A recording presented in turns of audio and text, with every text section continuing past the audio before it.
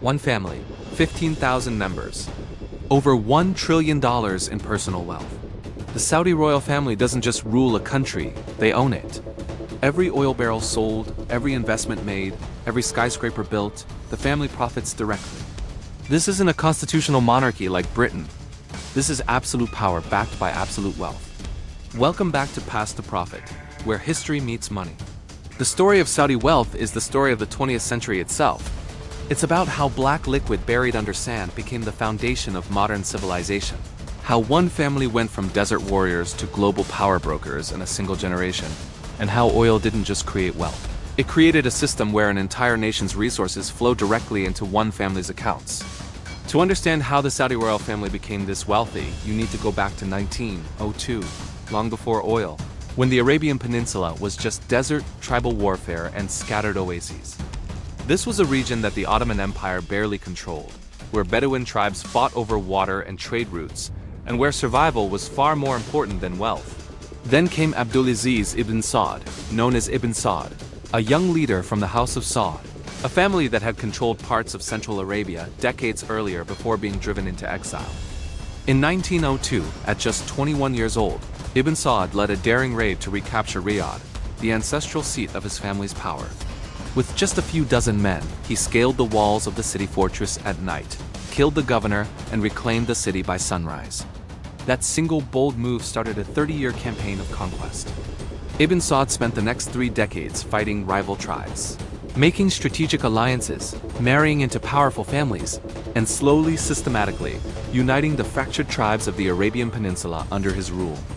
It was brutal, brilliant, and exhausting. By 1932, he had conquered enough territory to declare the establishment of the Kingdom of Saudi Arabia, named after his own family. The entire country literally carries the family name. That's not a coincidence. That's a statement. But in 1932, Saudi Arabia was poor. Yes, Ibn Saud controlled a massive territory, roughly the size of Western Europe, but most of it was empty desert.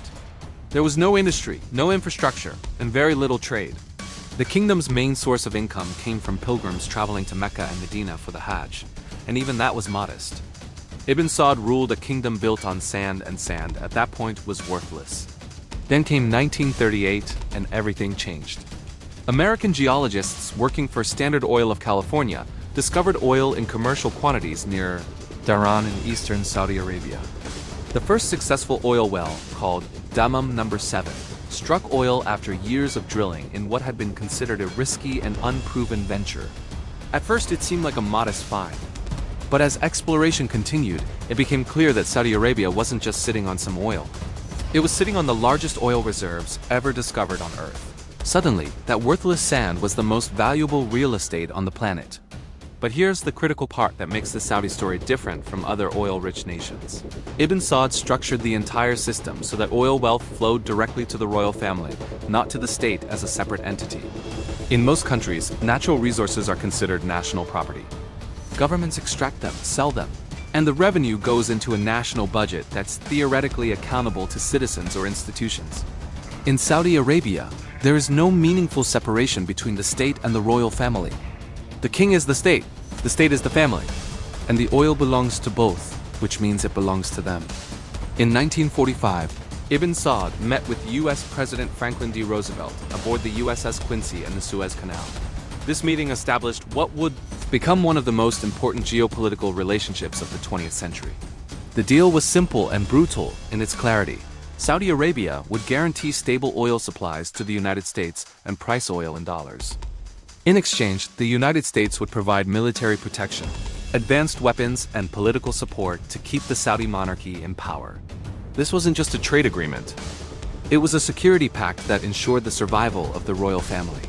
The United States got reliable access to oil, the most critical resource for its economy and military. The Saudis got protection from external threats and internal challenges. And the royal family got to keep the oil wealth for themselves, with American power ensuring no one could take it away.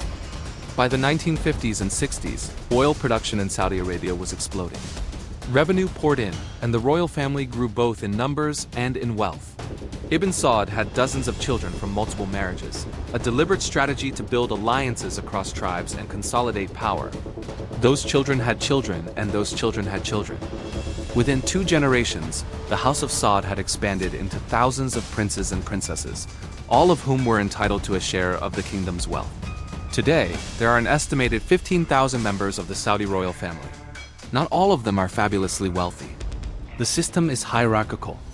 Senior princes, those directly descended from Ibn Saud's sons, receive enormous monthly stipends, luxury properties, and access to state resources.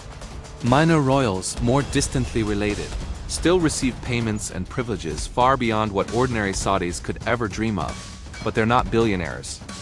The wealth concentrates at the top, in the hands of a few hundred senior princes who control the major ministries, businesses, and investment funds. But the real power and the real wealth sits with the king and the crown prince. Currently, that's King Salman and his son, Crown Prince Mohammed bin Salman, known as MBS. And this is where the numbers become almost incomprehensible. Estimates of the Saudi royal family's collective wealth range from $800 billion to over $1.4 trillion.